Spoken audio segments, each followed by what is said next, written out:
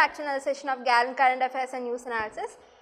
I have almost 8 topics with me today. First, let us discuss yesterday's previous year questions. Now, how China's internationalization of renminbi can be taken as a lesson, suggest reforms needed for making Indian rupee international. The key thing is not to follow like the same pattern, but to develop our own strategies by taking lessons from that of China and how they internationalize their rupee. Now, the introduction, you can write some historical importance about the Indian money. In the body, you have to explain Chinese method, what are the factors that are affecting India right now and how India can take steps to enhance internalization of rupees, and then a conclusion of how the internalization of our rupees can affect our trade and get an influence in the global financial market and such. Now, first moving to our introduction, like in introduction you can say like 1950s, Indian rupees was a legal tender, but then India's like rupees, there was issue with the circulation, and then there was further devaluation of Indian rupees, because of which now it's not very much used in our platform. Then you can write the Chinese way, like the way to internalization of a money currency is not easy. It takes years and years. So this is the pathway that India has done over a decade, so that there is an internalization of their currency. In 2008, China had started a phased approach of starting trade finance with their currency. Then it allowed the use of renminbi outside of China for international use with the local countries or nearby countries and all. Then India actually signed a currency swap agreements. Now India is currently at this stage. I told you yesterday about the currency swap agreements with UAE. We had also similar with Japan and Sri Lanka, and we are developing the same with Indonesia. So India is currently at this stage. Then you have to allow the central banks and offshore clearing banks to use the currency. Then we go to trade zones where we use this currency for the trade, and then finally internationalization of the currency. In the case of China, RMB, that is renminbi, was internationalized. Now, what are the factors that are pulling back India from internationalization of rupees? We witnessed demonetization in 2016. We also withdraw the use of 2000 rupees note. And also India doesn't allow full convertibility of rupees. So these are some of the factors that actually prevent India from internalization in rupees. Reforms India to make, you need to first allow fully convertibility of the Indian rupees in a phased manner. Then we need to increase the liquid rupee bond market, so that there would be more investment options for the foreigners in our Indian currency. Then Indian exports and importers can be advised to use our Indian currency. We can have currency swap agreements, as I told you. We have with Sri Lanka, UAE, Indonesia, we are planning, and Japan and such. Tax incentives to foreign business to use the Indian rupees in their operations, and also a diplomatic demand trust must be made for making rupee an official currency in the international platforms. So these are some of the mechanisms by which we can internationalize our Indian rupee. Now you will just go through this detailed explanation once you get a PDF. Now moving on to today's topic, the first which we need to understand is small modular reactors. I have actually taken this and clubbed this down to 4 headings, which you need to understand majorly from this article. We need to know the present clean energy demands, or what are the initiatives that India currently have. Now we need to deal with the conventional type of nuclear reactors that India presently have, what are the advantages they have, what are the problems they have. Then we have to come and analyze what is the small modular reactor which is similar to kind of nuclear reactors and what their advantages are. These are the 4 things which you need to look in the article. Now, the present clean energy, like we have the UN SDG, Sustainable Development Goal 7, which talks to ensure that affordable, reliable and sustainable modern energy for all. Now presently every country is looking more into for a clean energy, like we have the solar energy, wind energy, but still these doesn't come up to 100% of the energy, but majorly about 82% we still depend on the fossil fuels. Only the rest, about 18%, we are depending upon this renewable energy source of solar and wind energy. The problem with this is that the solar, wind energy, they are all depend upon the weather. There is no constant supply of this. Also, like to store these renewable energy, we need specialized batteries for that. Like specifically, if I am telling you, we mainly use lithium ion batteries. Now, as I have told you yesterday, lithium is one of the critical or strategic elements. So because of which there is again pressure on these kind of elements. That is what the International Energy Agency has been saying. For this electricity generation, we need to store this in batteries. These batteries are generated by electricity, like lithium ion batteries specifically and such batteries. So there is actually a lot of pressure on this critical elements. Now, what are nuclear power plants? Like currently in the world, about 10% of energy is created from the nuclear power plants. They are like more sustainable, they don't release much of carbon dioxide, and we can save a lot of money in the case of crude oil imports and such. So this is some of the specifically of how nuclear power plant is sustainable actually. And they have efficient land use and they have better grid integration compared to other renewable energy sources. And they also provide valuable co-benefits like they have high skilling jobs and technology and manufacturing also. But the issue with the nuclear power plants is that they take a lot of time. They actually very cost effective to set up. It takes like about a decade or so to even set up a conventional nuclear power plants. Also there is a problem with the storage of nuclear waste. They are always, if even also used, they have radioactivity. These waste have some kind of radioactivity because of which we need to store it more carefully. That requires more land usage and such. So because of which this nuclear power plant, which is a big power plant, is not conventionally a big use to India right now. Now, what is small modular reactors? If you are looking at this figure, this is the conventional model of large conventional reactors.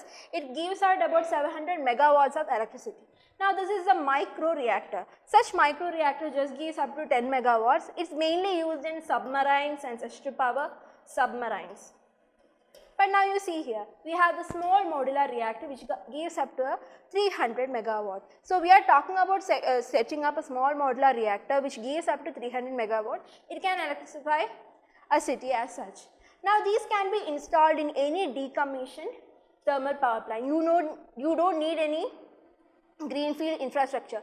You can actually start this from any already existing brownfield infrastructure or even from a decommissioned thermal power plant as such, so that there won't be any more pressure on the land systems. Now, the thing which we need to know about is the advantages of using a small modular reactor. As I have told you, they have a land effective usage and they can be still used in any brownfield infrastructure. Then it has a smaller core damage frequency, which means that in case of any accident also, they will not damage the nuclear fuel much effectively, and also it protects or measures the radioactive contaminants that actually comes from it too. And then they also include enhanced seismic isolation for more safety. We know in 2011 there was Fukushima disaster, in which case because of the earthquake and tsunami, the nuclear power plant got damaged and there was a lot of radiation leakage. Now such SME can prevent these kind of big disaster from happening. These are more seismic isolated. They can withstand more of this seismic or earthquake that is happening. Now, even the designing of the small modular reactor is very easier or is very conventional than that of this conventional nuclear power plant, and it can include several of passive safety features also. Also, the amount which is spent for nuclear fuels is stored in SMR project is very less compared to that of the conventional type of nuclear power plants.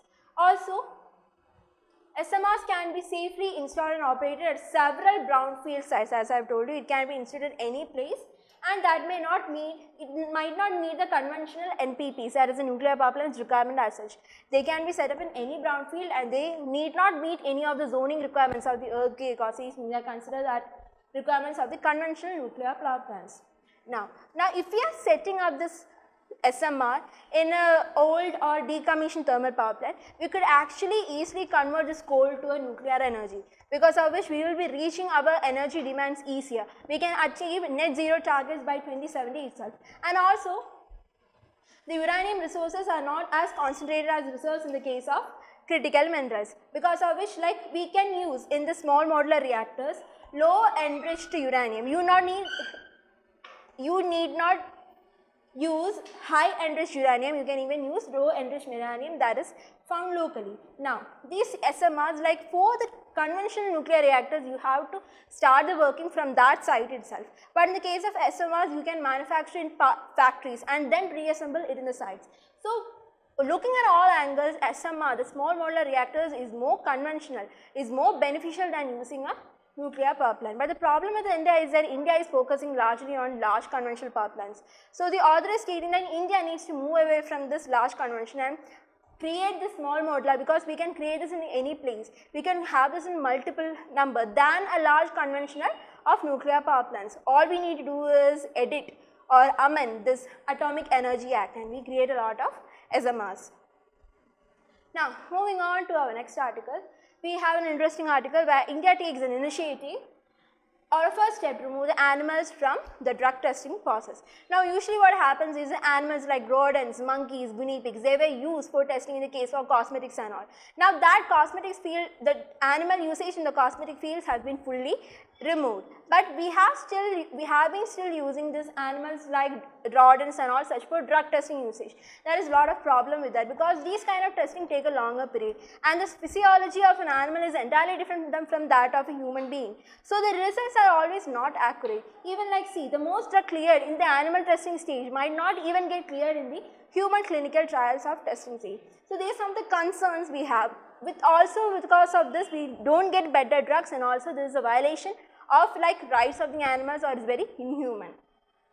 Now what is the amendment that the new drugs and clinical trial rules have been stating about? They are stating out banning the use of animals for a clinical trial. It doesn't mean that they are going to use humans for clinical trial, but it's actually stating of using of a new technological developments like bioprinting, 3D organoids, organs on chips, and advanced computational methods, by which using these methods they can create a tissue like that of human beings, or the organs like by bioprinting they can create organs that of human beings, so that they can test correctly on a pattern of how human physiology actually works, because of which we need not use humans or need not use animals. We can actually test this drugs whatever they have created in this kind of technological advancement. So to get a clear clarity, I'll show you some pictures of it. The human organs on chip. Now this is basically looks like a battery, an AA battery size chip lined with human cells which is connected to microchunks to mimic the blood flows that happens in our body. The small chip that you see here mimics the blood flows of that of body. Now you don't need animals to create such things. We can actually create the human physiology of how the blood flows in the body. Then, the system captures several aspects of human physiology, as I have told you, including tissue to tissue interactions and physical and chemical signatures inside the body.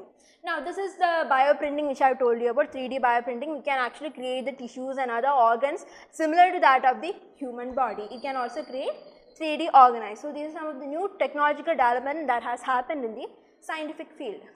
Now, these are some of the global initiatives. Apart from India, many other countries have taken a stand to ban the practice of animals using in drugs. Now, this is not something which you need to remember. It is just for your knowledge and your understanding.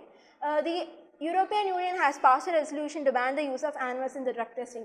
US have FDA Modernization Act of 2.0, which allows the researchers to use this technology instead of animals in the drug test. In South Korea also they introduced a bill called the Vitalization of Development, Disseminating and the use of alternatives to animal testing methods. Similarly, there is a bill in Canada of they edited their Environment Protection Act to actually reduce or refine the use of vertebrates in the use of testing. And India, as I have told you, new drugs and clinical trial rules 2019. Now, India still faces, because it's combined of advanced technology. India still has like 0.7% of budget in research and development, because of which India will be lagging behind. So with this new act, India has to push up its research and development in this field as well. Now in this field, we need actually expertise in cell biology, we need expertise in the fluid mechanics, fluid dynamics, or such people know. We need to engineer the chips that has to be created so that it would be in align with our body. We need pharmaceutical and toxicological to increase how the contents of microscopic or to intercept the actions of the drugs on the chips. So we need advancement in this technology. Presently what we do is we import these techs from outside like Japan, from US and Europe and such. We need to indigenize and develop these technologies of our own. I know these terms are a bit like their terminologies, but the thing is you understand that we import majority of it, and like related to biology, we need expertise in cell biology, movement, the flow of blood and such. We need the expertise correctly in this field. So this is scientific, this is technology, and we need that kind of expertise, engineering such to develop these. So that is one of the challenge India faces. Now moving on, we have another topic, important topic called cluster bombs. So United States has recently transferred some of the cluster bombs to that of Ukraine. So here we need to know what is a cluster bomb, how is it used, what are the international conventions of against using of cluster units of cluster bombs. Now you see in this figure, this is how the cluster bomb works. There is a cluster and there is a lot of tiny mini kind of bombs. It may be tens to hundreds to thousands. There may be like 200 such minute bomb that is inside a very big cluster. Now it can be launched from air or it can be launched from ground. When it's launched, after reaching a particular height, it opens up and releases all of this bombs. The problem is that some of might explode on the touch, the other might not explode at all. It might get buried in this place for years and years, and it may affect the civilians of that place, because in the future it might actually even act as bombs, because of which these are very dangerous to that of civilians. Now you see here, they actually flight and then fall on the ground. They can range in terms of 100 to that of 10 to that of hundreds. It is designed to explode on impact, but the majority of it doesn't actually explode, and it remains a deadly risky to the civilians years after years. Now because of which this doesn't discriminate between a civilian and a military person. Now this indiscriminates, and actually majority of this cluster bomb victims are civilians. 94% of the recorded cluster bomb casualties are civilians, and about 40% of it are children. Now what are the international conventions related to cluster bombs? Now CCM, that is the Convention on Cluster Munitions, actually outlaws the use, production, transfer and stockpiling of these weapons. As per the Article 1 of CCM, they have to ban the use of such, and also even if any country has this cluster bombs which they have to destroy the existing stockpile of it. And also they have legally bound to develop a victim assistance program. Those people who have been victimized by this cluster bomb, they have to actually provide a service or legally bound service to help them out. Also this was adopted in Dublin in 2008. It was internationalized. It is a binding international agreement made in 2010. But the problem is that many countries like India, US, Russia, Pakistan, Israel and Ukraine, these are not members of this convention. So if US is giving the cluster bombs to Russia or to Ukraine or anyone, these parties are not bound by this agreement, because they haven't signed this agreement yet. So it is not actually illegal in the case of this article. But the author states that they are not by being illegal in this, but they are made illegal by this article, that is the 1949 Geneva Convention and additional protocols related with that. Because if we are looking into Article 51.4, that is a customary international law, CIL norms. Now the use of force must be discriminate. I told you, if you are using a bomb or if you are using a force, you should discriminate between a military person and a civilian. You can only target a military base and not a civilian base or civilian.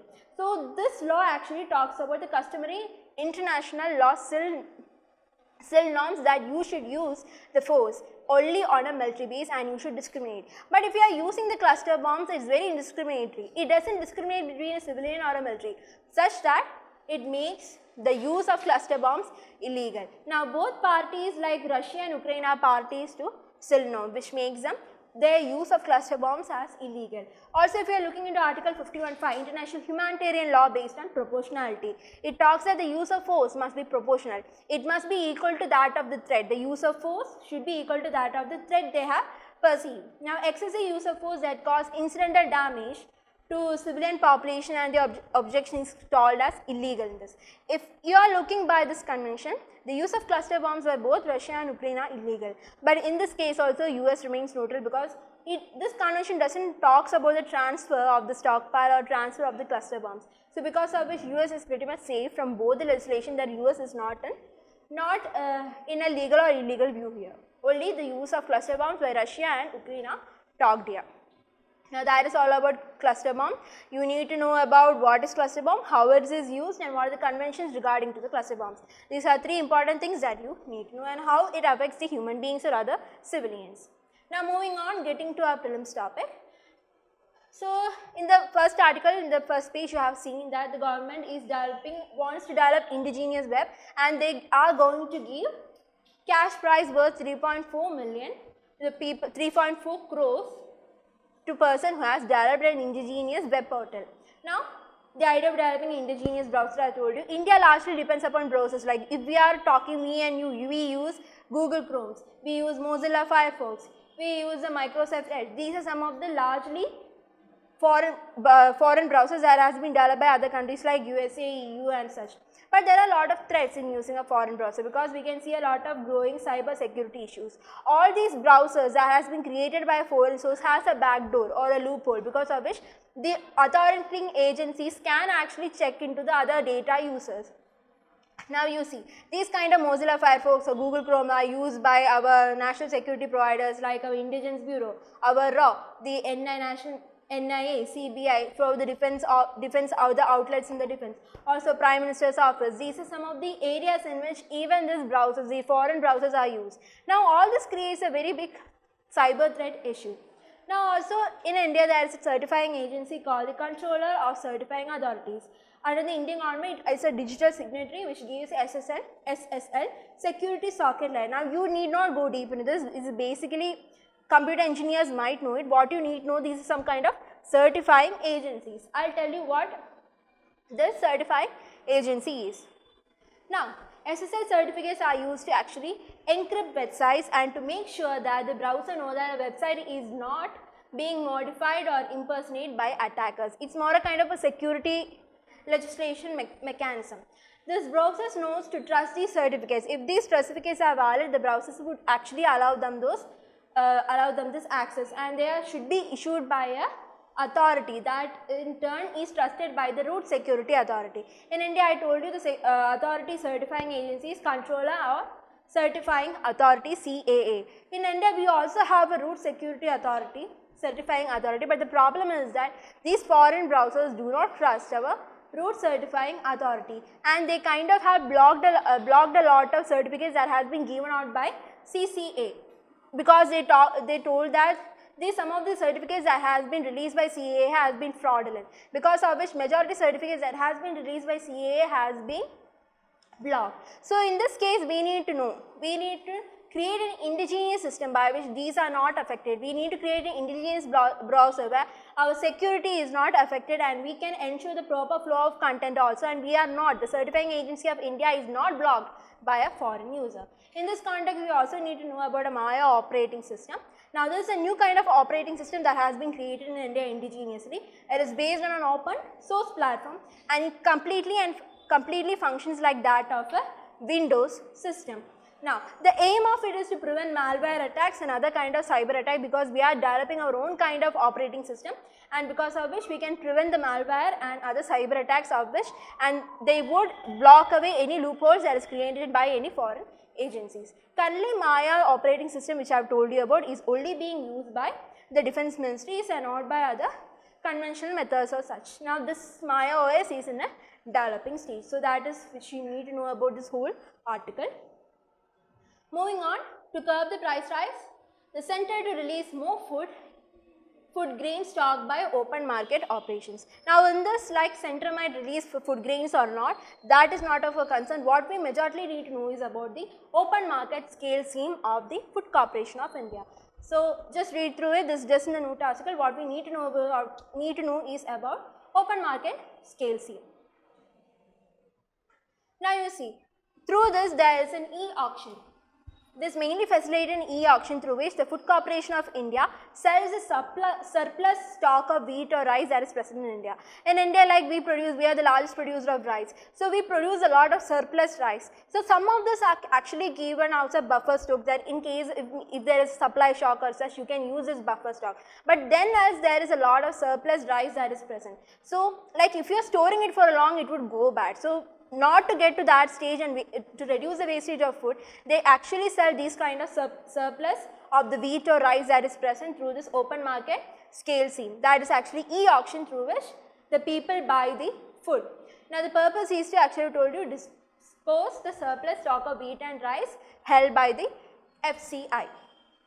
FCI actually conducts weekly auctions. As I have told you, they do auctions, they conduct weekly auctions through this OMSS platform, and this is actually platform of the National Commodity and Derivative Exchange Limited, which is a commodity exchange platform in India that provides a platform for trading in various agriculture and other commodity. It is just not related to this wheat or market, it also deals about other agricultural commodities, but this is one of the main platform through which the FCI conducts this open market scale scheme. So in this, which we need to know what is open market scale scheme, how the e-auction conducted. The e-auction is conducted via this platform. This is very important. You might get a direct question from this in prelims and all. So what all surplus stocks of wheat and rice is actually given out by FCI. Some key terms which you need to know in this. Moving on, we have the Health Minister Defense Defense PMJ, Pradhan Mantri Jan Arogya Yojana scheme, as CAG audits expose multiple frauds. So first thing which we need to know is PM Jan Arogya Yojana. This is the world's largest health insurance scheme which is fully financed by the government, not just by the central government, it's also by the state of share between the central government and state government, like 60:40 in the case of center state and the usual states, and the northeast 90:10. So here are some of the ratios under which the government finance gives away in the case of a centrally sponsored scheme. It offers a sum of about rupees 5 lakh for the secondary treatment and tertiary treatment. It's cashless and paperless access to service are provided at the beneficiary at the point of source, that is the hospital is the point of source. Cashless and paperless services provided to them. They also use other health benefit package like surgery, medical, daycare treatments, and these are such which is actually included under the PMJ. Now what is in the news? So CAG audit has been conducted and stated that a lot of fraudulence has been conducted in this field. Now about the mobile numbers, majority of them has not verified the beneficiaries with the mobile numbers. Also they have been providing treatment for patients who has been declared dead. Like somebody has died, they are taking treatment on the dead person's name. So these are some of the frauds that has been happening. Then also thousands of people using the same Aadhaar number, they haven't linked their mobile number, and everybody's mobile number will be the same as 9999999, that one. Almost 7.5 lakh people, beneficiaries have the same kind of mobile number. Especially in Tamil Nadu, 4761 registrations has been made under just 7 Aadhaars. 7 Aadhaars has made 4761 registrations. So these are some of the frauds that has been found by the CAG audit report, but the Ministry of Health has defined by saying that we are not done the verification of the beneficiaries, that is why the numbers are showing errors and such. They are making an excuse, but really a lot of fraud has been going on in this scheme. Now moving on, the number of elephants in Karnataka goes up by 364. In India, which we need to know is that the number of elephants is highest in the case of Karnataka. It has actually increased by 346 under the Project Elephant, and it's estimated about 6049 in 2017, and now it is about 6,395. Karnataka, as I have told you, has the highest population in the country. Their population range estimates between about 5,000 to 6,800, 700. Now this data was synchronized not just by Karnataka, but it got the help of other states like Kerala, Tamil Nadu, Andhra Pradesh, Maharashtra and Goa. This is a synchronized data released by the Karnataka government. Now this is the last topic. China's economy tips into deflation. China, we know, is the second largest economy. Now China's consumer sector actually fell. Main reasons we can see it as the ongoing war, and also Russia had a very strict lockdown mechanism for about 2 to 3 years, because of which China's economy is actually falling down into group of deflation. The consumer price index actually dropped by about 0.3%. Then the producer price index has been on decline for the last 10 months and now down to about 4.4%. Also it is showing about 2-speed growth, like the manufacturing sector and the service sector both are showing 2 different speeds of growth. So there are some of the happenings of what happening in the world's second largest economy, China. So that is it on news today. Now I have a practice question for you. With reference to the provisions made under the National Food Security Act of 2013, consider the following statement. The families coming under the category of below poverty line only are eligible for subsidized food grains. The eldest woman in a household of age 18 years or above shall be the head of household for the purpose of issue of ration cards.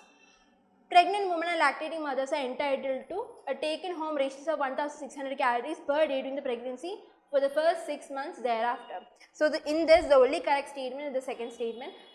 Below poverty line only, this is actually wrong, and also this statement is actually wrong. Only the second statement is correct in this regard.